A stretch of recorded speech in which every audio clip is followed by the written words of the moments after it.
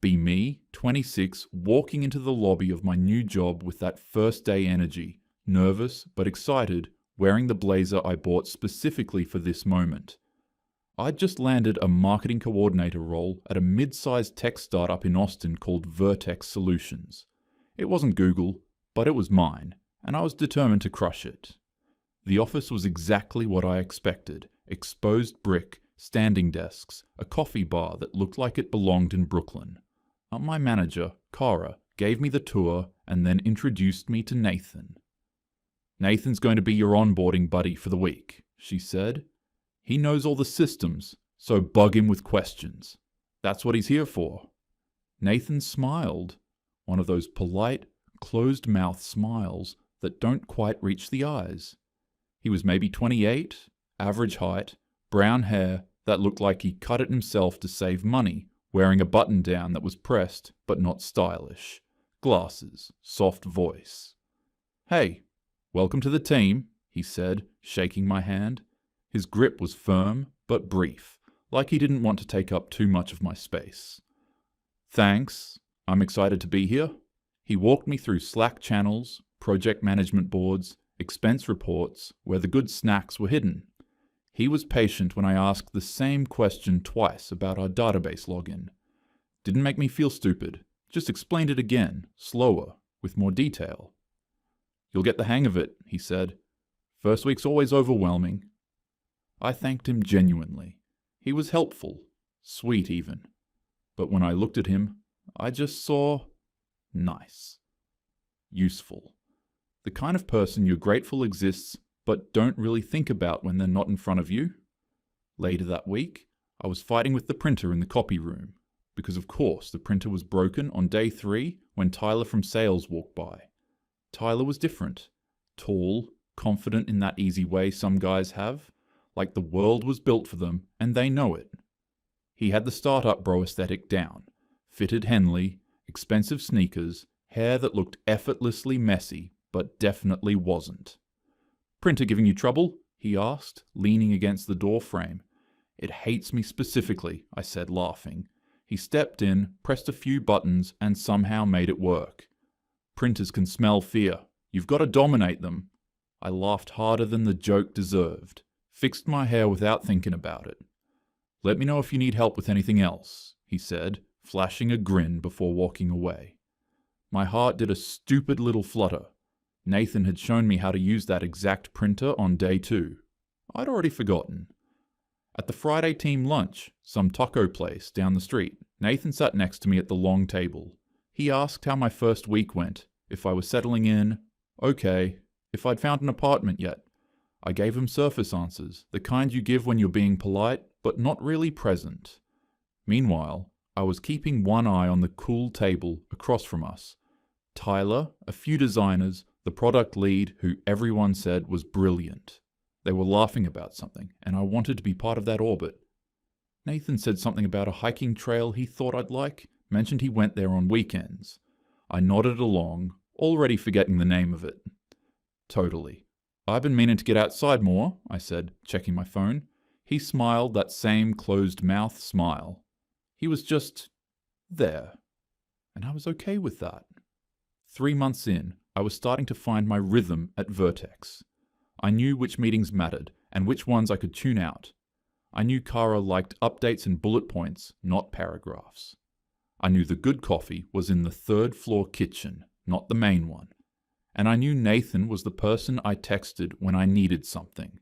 I had a client presentation scheduled for 10 a.m. on a Tuesday, and at 9:40, my laptop decided to have an existential crisis.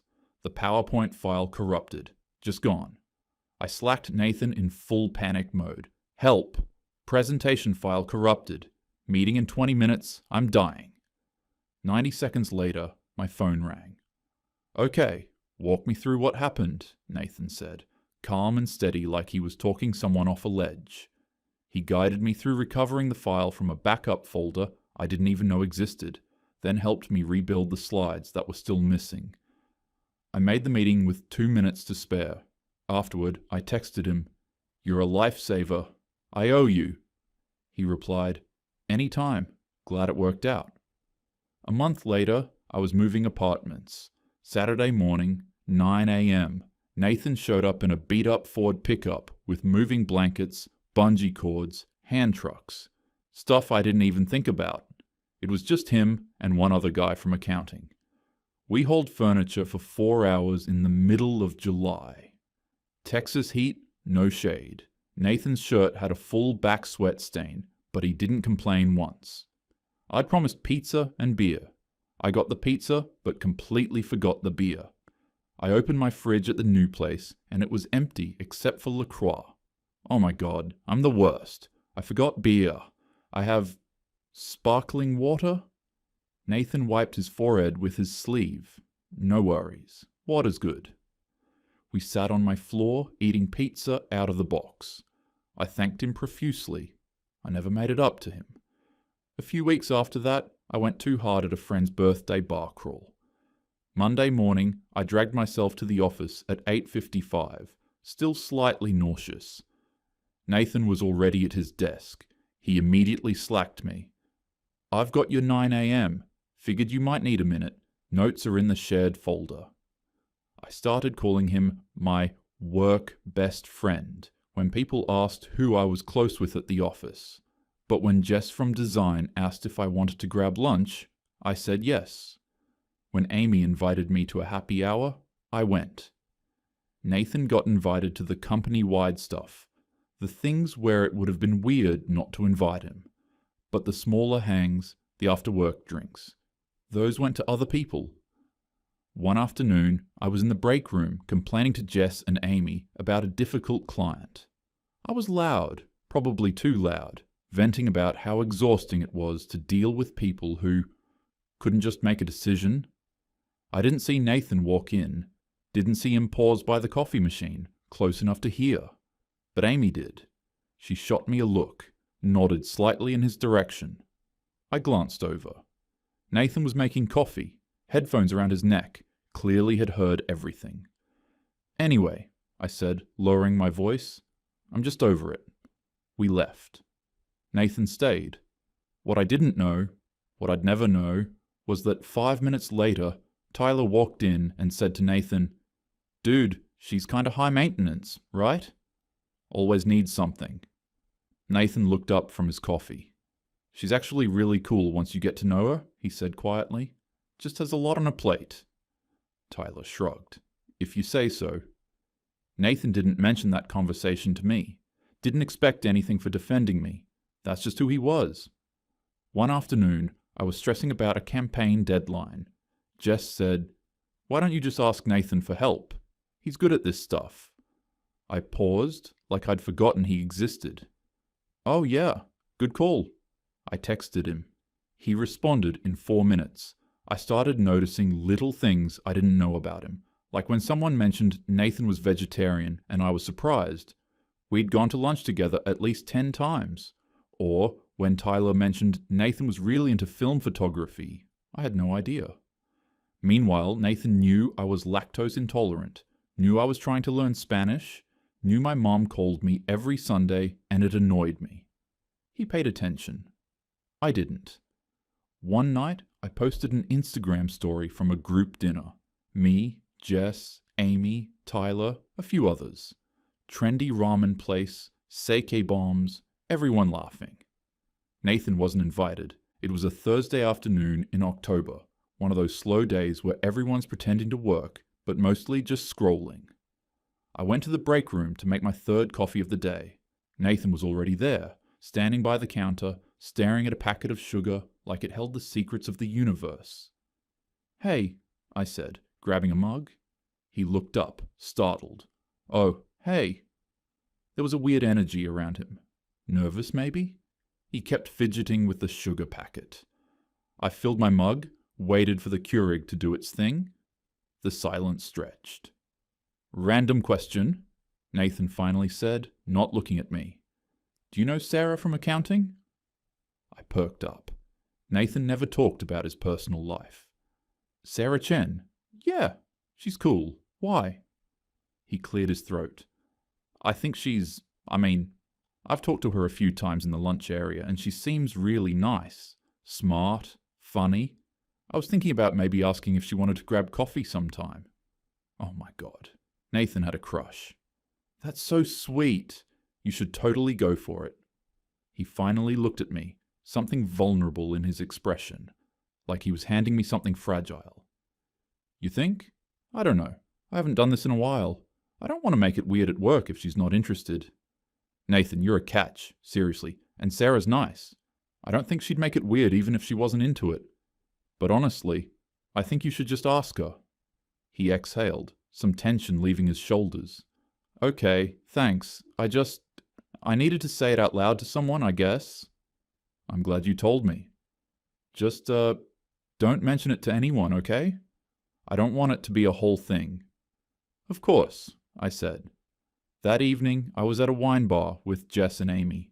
Second bottle of rosé, loose and giggly, talking about work gossip. I don't even remember how it came up. Oh my God, and apparently Nathan has a crush on Sarah from accounting. Amy nearly spit out her wine. Wait, Nathan? Yes, I was laughing now. He asked me today if I knew her. He was so nervous about it. Kinda cute, honestly. Jess raised an eyebrow. Nathan and Sarah. I guess. What would they even talk about? Amy said, grinning.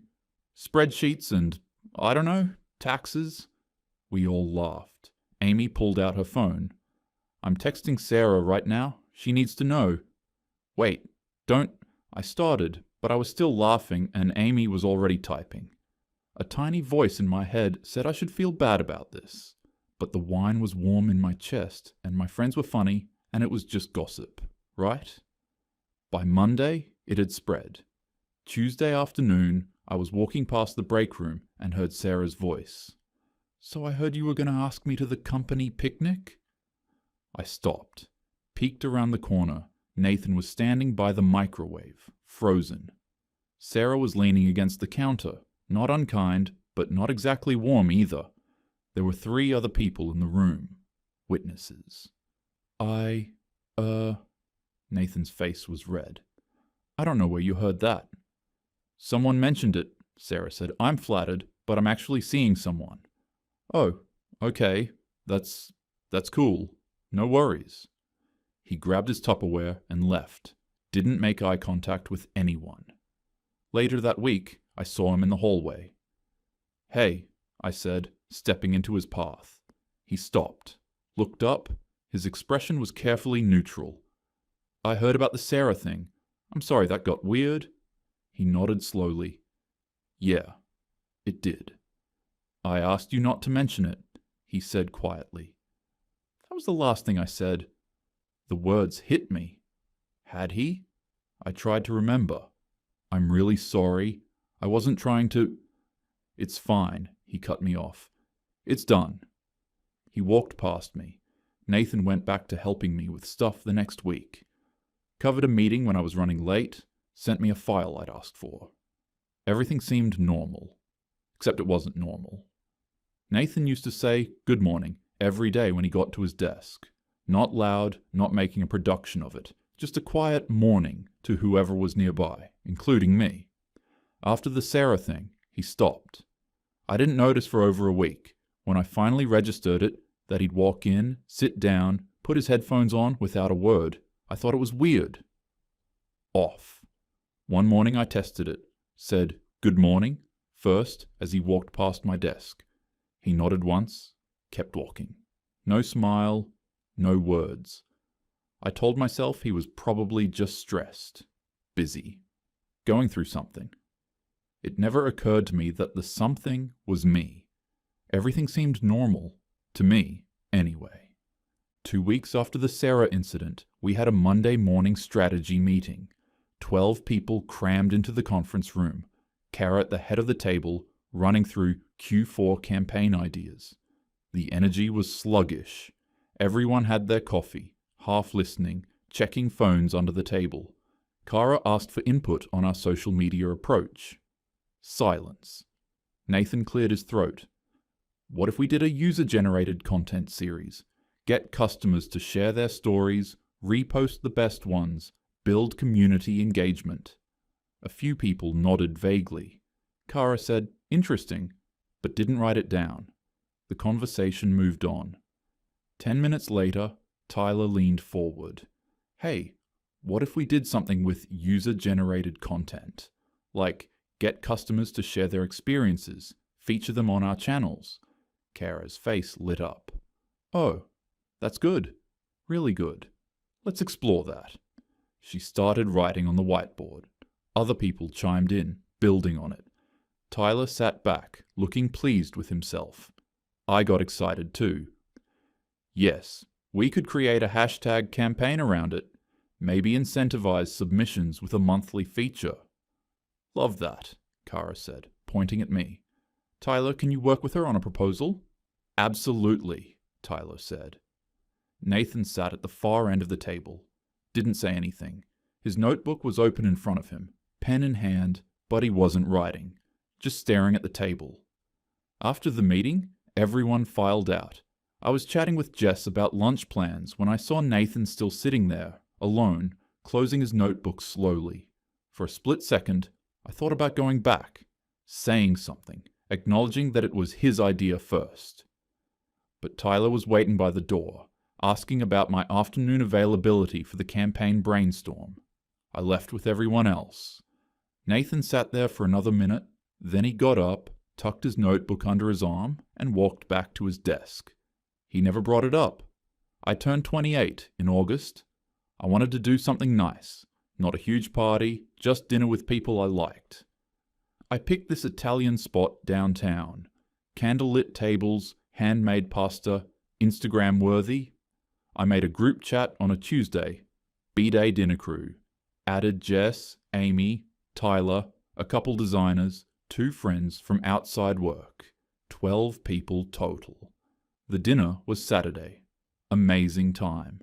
Incredible pasta. Wine flowing.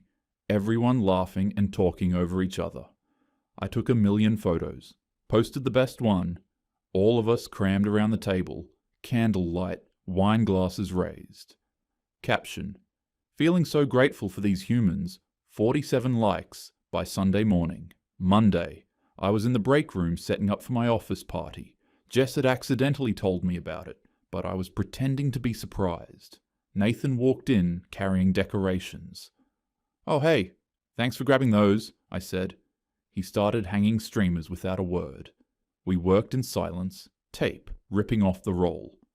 How was your dinner Saturday? He asked, his back to me. Oh my god, so fun. The cacio e pepe was insane. Sounds great. Silence. He taped up a streamer that immediately drooped. I didn't realize you were doing something, he said, adjusting it. My stomach dropped. Oh. Yeah, it was kinda last minute, I lied. I'd planned it 2 weeks ago. Looked like a good group. His voice was even. Too even. I scrambled. It was super loud and crowded. Honestly, I didn't think you'd be into that kind of place. He stopped, turned to look at me. You didn't think to ask? The question hung there. The truth was, I hadn't thought about him at all. I mean, you're always welcome to stuff. You know that. Right? He finished the last streamer. I'm gonna grab the cake from my car. He left. I stood there feeling like an asshole for maybe 10 seconds. Then Jess walked in with balloons and I got distracted. Later that afternoon, I found Nathan at his desk. Hey, I said, holding a cupcake. Thanks for helping set up. You're the best. He looked at the cupcake, then at me. No problem, he said, taking it. He set it on his desk and went back to typing. That night, Nathan sat alone in his apartment, scrolled through Instagram one more time, found the post, my birthday dinner, everyone squeezed together, smiling. He zoomed in, counted the faces, 12 people, opened our text thread, started typing. Looked like fun. Would have loved to come. Stared at it for 30 seconds. Deleted it. Set his phone down. Sat there in the dark. It was April. One of those grey, drizzly days where the sky never commits to rain, but everything feels damp and heavy. I was having a rough month. Campaign deadlines piling up. My situationship with a guy from Hinge had fizzled out. General burnout. The kind of tired where even making coffee feels like too much. I was in the office kitchen mid-afternoon, staring blankly at the Keurig. Fluorescent lights hummed overhead. Someone had left a dirty mug in the sink. Nathan walked in. "Hey," he said quietly. "Hey." He grabbed a mug, filled it with water, stood there holding it. The silence felt weighted. "How have you been?" I asked, more obligation than curiosity. He was quiet for a moment, long enough that I looked up. His face looked different, thinner, circles under his eyes. "Honestly," he said, "not great." The way he said it made something in my chest tighten. This wasn't, Mondays, not great. "Yeah? What's going on?" He stared down at his mug, took a breath. "My mum passed away last month. That's why I was out for a bit." The words hit me like cold water. "Oh my God, Nathan. I had no idea. I'm so sorry." "Yeah, I didn't really tell anyone, but it's been hard. Coming back to work, going through the motions. Everything feels kind of pointless, you know?" His voice was quiet but steady. Not crying, not breaking down, but something raw in how he spoke. "She used to call me every Sunday morning," he continued, staring at nothing. "Like clockwork. 7:30, no matter what. She'd ask what I was having for breakfast, tell me about her garden, complain about her book club drama, just mom stuff." He paused. His grip on the mug tightened. "Now my phone just doesn't ring on Sunday mornings, and I keep picking it up anyway, checking, like maybe I missed it somehow." The weight of what he was saying pressed down on the room. "I can't even imagine," I said. "Grief is so hard. I'm really sorry you're going through that." There was a pause. He was looking at me like he was waiting for something. More words, a question, space to keep talking. There was a long pause, the kind that begs to be filled. I should have asked more, should have said something real, should have sat down and just listened. Instead, I stood there, coffee getting cold in my hand, not knowing what to do with the weight of what he'd just shared. Nathan seemed to sense my discomfort. "Sorry," he said quickly, looking away. "I didn't mean to dump this on you." "No, don't apologize," I said, and I meant it. In that moment, I really did. "I'm glad you told me." But even as the words left my mouth, my hand drifted toward my phone on the counter. My body was already leaving before my words finished. Nathan saw it. I know he did. The way his expression closed off, just slightly, like a door quietly shutting. Thanks for listening," he said. Flat. Then my phone buzzed. I glanced at it. Tyler, asking about happy hour. "I should actually grab this," I said, picking up my phone. "But seriously, if you need to talk or anything, I'm here, okay?" Nathan nodded slowly. "Thanks." I left the kitchen. Halfway down the hall, I remembered I'd forgotten to add sugar. Thought about going back? Didn't. That night, lying in bed, I thought about texting him. Typed, "Hey, just wanted to check in." Stared at it for 30 seconds. Deleted it. He probably wanted space. Back in the kitchen, Nathan stood alone, stared at the mug of water in his hand, dumped it in the sink, set the mug down, walked back to his desk. Nathan stopped responding to my texts right away. Small thing. I'd send him something. "Can you send me that template?" And instead of 2 minutes, it would take an hour. Sometimes 2.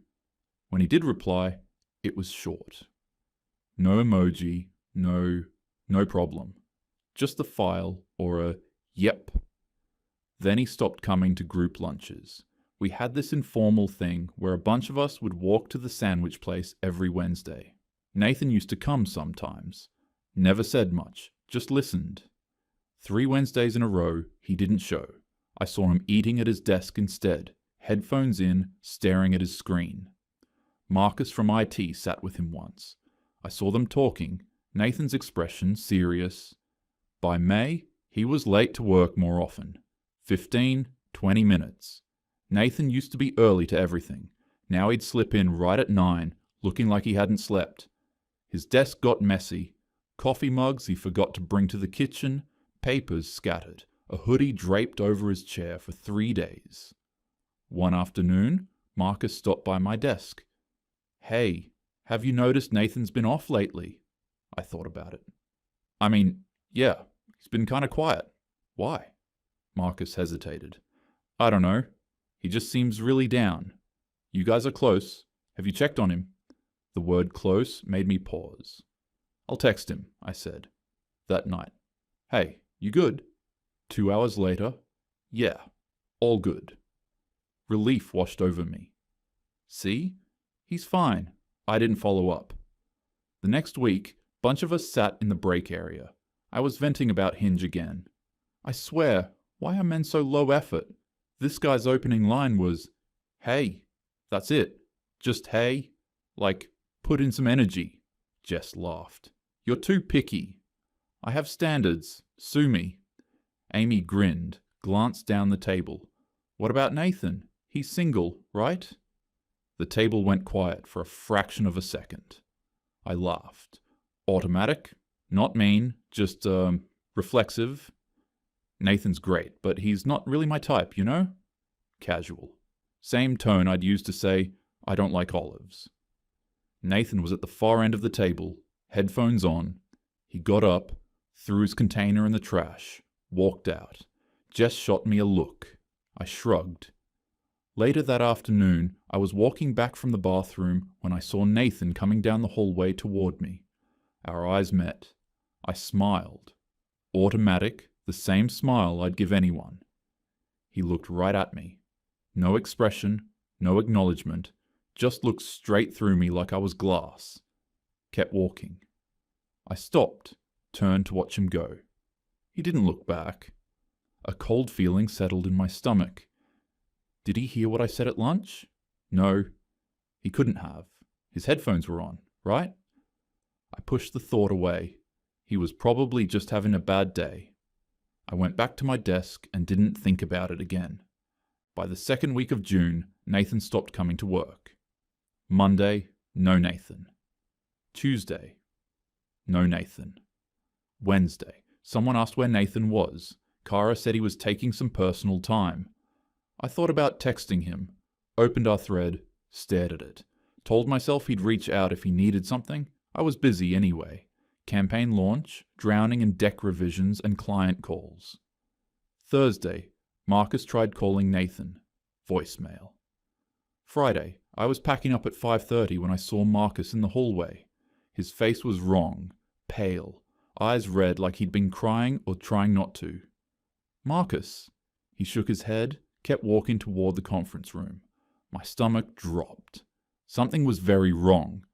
I followed him, confused, heart suddenly pounding. "What's going on?" He stopped at the conference room door, turned around. His jaw was tight, like he was holding something back that was about to break him. "Marcus, you're scaring me." "What happened?" He looked at me for a long moment, his eyes filled with tears. "We need to talk." Marcus closed the conference room door behind us. I stood there, arms crossed, trying to steady my breathing. "What's going on?" He pressed his palms against his eyes, took a shaky breath. "Nathan's dead." The words didn't land. They hovered in the air, not making sense. "What?" "He killed himself. Last night?" The room tilted. I grabbed the back of a chair. My legs felt like they were going to give out. "What do you mean?" I asked, even though I knew exactly what he meant. My brain just couldn't process it. "His roommate found him this morning." Marcus's voice cracked. There was a note. My hand started shaking. "A note?" "Yeah." He wiped his face roughly. He talked about feeling invisible, like he didn't matter to anyone. He mentioned work specifically. The air left my lungs. "Did he—" I couldn't finish the question.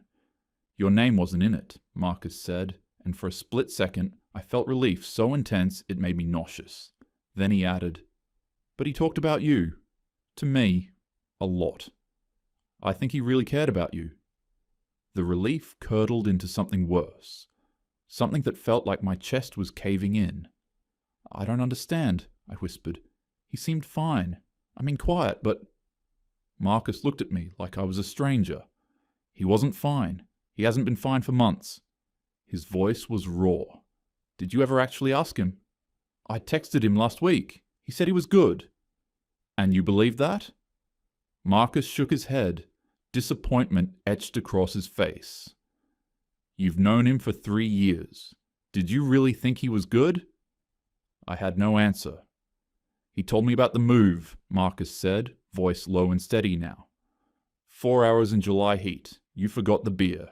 He said. At least she said, thank you. Like that was enough. Like that made him matter. Each word was a punch. I didn't know he was struggling this badly, I said, and even as the words left my mouth, they sounded hollow. Because you never asked, Marcus's voice broke. You called him your best friend at work, but you didn't even notice when he stopped showing up. That's not what's not fair, Marcus cut me off, is that he spent 3 years being there for you, and you couldn't be bothered to be there for him. Not once.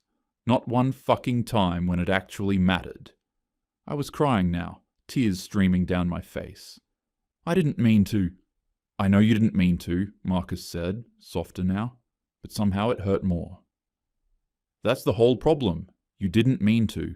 You're not a bad person. You're just selfish. And he knew that. And he still helped you anyway, because he thought maybe if he was useful enough, if he was there enough, you'd actually see him. He walked to the door, stopped with his hand on the handle. He defended you, you know?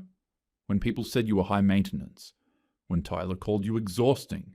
Nathan always said you were just going through a lot, that you were a good person deep down. Marcus's voice cracked again. He saw the best in you, and you never even looked at him. He left. I stood in the conference room, unable to breathe, unable to think. Eventually I got to my car somehow, sat in the driver's seat, stared at the steering wheel. My phone was in my hand. I opened my texts with Nathan. 3 years of messages scrolled up. Can you send me that file? You free to cover my meeting? How do I fix this formula? You're a lifesaver. Every message, every single one. Me asking for something. His responses were always fast, always helpful, always warm. The last text. Me. Hey, you good? Nathan. Yeah, all good. I stared at those 2 words until they blurred. Drove home, don't remember the drive. In my apartment, I sat on the couch in the dark. Opened Instagram, searched his name, his profile still up. Last post from 4 months ago, him at a park, forcing a smile. Caption. Sometimes the people who seem the happiest are fighting battles you know nothing about. 6 likes. I wasn't one of them. I closed Instagram, opened my email, searched Nathan in my inbox. Pages of results. Dozens of emails. I scrolled through them. Every single one was him sending me files, covering for me, answering questions. Then I saw it. A draft. From 7 months ago. I clicked it. From Nathan. 2. Me subject. Lunch? Hey, I found this great taco truck near the office. Want to check it out tomorrow? My treat. I stared at the date. March 14th. 7 months ago. I'd opened it. Started to reply. The draft response was still there. Sounds good. Let me check my... That's where it ended. I never finished the sentence. Never hit send. Just closed the email and forgot about it. He'd asked me to lunch. Offered to pay. And I couldn't even spare 30 seconds to respond. I sat there staring at that unfinished sentence until my vision blurred. Went to my profile. Found my birthday dinner photos. Zoomed in. You could see the restaurant. Packed. Loud. People laughing. Exactly the kind of place I told Nathan he wouldn't be into. I'd lied. I just didn't want him there. My phone buzzed. Jess. Did you hear about Nathan? I didn't reply. Sat in the dark, phone in lap, trying to understand how this happened. How I let this happen. Monday afternoon, the company held a memorial. Conference room, maybe 30 people. Someone put Nathan's LinkedIn photo on a table. Professional smile that doesn't reach the eyes. Flowers from the grocery store. Our CEO said words about mental health resources and checking on each other. Corporate, hollow, people shared memories. Tyler talked about Nathan helping him with a tech problem. 30 seconds. Jess mentioned he was always willing to help. Then Marcus stood up. Nathan was my friend, he said, voice steady but jaw tight. Not my work friend, my actual friend. The room tensed. And I think a lot of us failed him. Someone coughed. The CEO shifted. He didn't kill himself because of a chemical imbalance. He killed himself because he felt invisible. And he felt invisible because we made him invisible. Marcus, the CEO started. Maybe? No. We should talk about this. About how we treated him like furniture unless we needed something. How we didn't invite him places. How we didn't check on him when he was clearly drowning. His eyes swept the room. Landed on me. I wanted to disappear. I'm not saying this to make anyone feel bad. I'm saying it because if we don't talk about it, we're going to do the same thing to someone else. He sat down. Silence. The memorial ended 10 minutes later. I was walking to my car when Jess caught up to me. Hey, you okay? I shook my head. Couldn't speak. She walked beside me in silence for a moment, then said quietly, I feel terrible too. We all do, but... She trailed off. But what? Jess looked uncomfortable. You were the closest to him. Out of all of us. We all saw it. Saw what?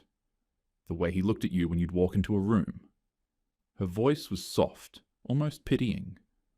Like you were the only person there. Every single time. My chest tightened.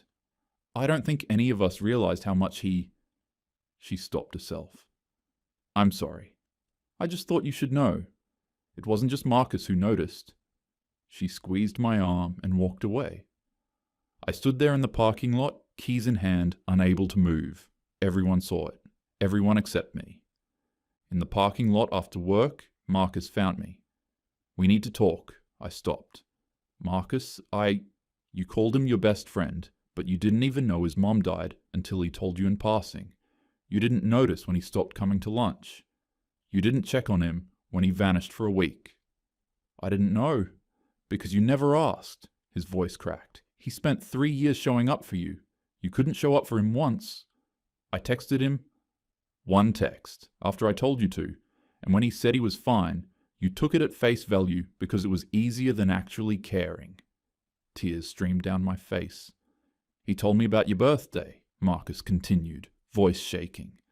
He saw the photos, saw all 12 of you having the time of your lives. He told me, I guess I'm not really a friend. I'm just there when she needs something. And you know what I said? I said, maybe you should stop helping her then. And he said, but what if she actually needs me? I couldn't breathe. He cared about you so much that he'd rather be used than risk you being stuck without help. And you... Marcus's voice broke. You didn't even invite him to your fucking birthday dinner. I'm sorry. You're not sorry, Marcus said, and the coldness in his voice cut deeper than anger. You're guilty. There's a difference. Sorry is what you feel when you hurt someone and want to make it right. Guilty is what you feel when it's too late and you just want to stop feeling bad. He walked away. I stood there, sobbing, unable to move. That night, I went through everything. Every text, 107 messages from me, 104 asking for something. The email where he sent me a hiking trail link 2 years ago. Subject: you mentioned wanting to get outside more. I never responded. The group chat for my birthday. Jess asking if we should invite Nathan. Me: I don't think it's really his scene. A lie. My Instagram. 47 posts from work events over 3 years. Nathan in 3 of them. Always background. Always half out of frame. His last post. The quote about fighting battles. I'd scrolled past it. I thought about my ex from college. The boring one I dumped. My brother, who stopped talking to me. Every guy I dismissed for not being exciting enough. Nathan wasn't an exception. He was the pattern. And I created it. I didn't go to the funeral at first. Didn't think I had the right. Marcus texted, You should come. 2-hour drive to his hometown, small church, maybe 40 people. Nathan's dad in the front row, older, tired, flannel shirt wrinkled. His sister gave the eulogy. She talked about how Nathan helped everyone, how he called every Sunday, how he felt things deeply. Then, the world didn't make space for men like Nathan, men who weren't loud or flashy, who just showed up. I think he got tired of showing up and not being seen. Her voice broke. I was in the back, crying into my hands. After, I couldn't make myself talk to his dad. What would I even say? Marcus found me in the parking lot. Does it get easier? I asked. He looked at me for a long time. I don't know. You just live with it. Back home that night, I thought about posting something, some tribute. Typed, still processing the loss of a friend. Nathan, you deserve so much better. Stared at it. Deleted it. It was performative. For me, not him. I sat with the full weight of it. Not one moment, but 3 years of small dismissals, small neglects, small cruelties I never thought about because they were small. Death by 1,000 paper cuts. I was holding the scissors. I thought about the printer incident, the move, the presentation save, the birthday party set up, every single time he showed up, and I just took him, like he was a resource, not a person. The kitchen conversation played on loop, him standing there, telling me his mom died, sharing that detail about Sunday morning phone calls, and I walked away to answer a text about happy hour. The lunch table, him sitting 15 feet away while I said he wasn't my type, like he was furniture. The strategy meeting. His idea, stolen by Tyler, celebrated by me. Him sitting there silent. Marcus was right. I wasn't cruel. I was worse. I was indifferent. And indifference kills just as surely as cruelty. Maybe more, because at least cruelty acknowledges you exist. I opened my texts, found my brother's name. We hadn't really talked in months. Typed, hey, can we talk? I want to actually listen this time. Stared at it. Hit send. It wouldn't bring Nathan back. It wouldn't undo 3 years of making him invisible. It wouldn't change the fact that he died believing nobody saw him. But maybe it was a start. Or maybe I was just trying to feel less guilty. I didn't know. I closed my phone, sat in the silence. The weight of it pressed down, heavy, permanent, mine to carry. Nathan spent 3 years trying to matter to me, and I spent 3 years proving he didn't. That was the truth, and I'd have to live with it.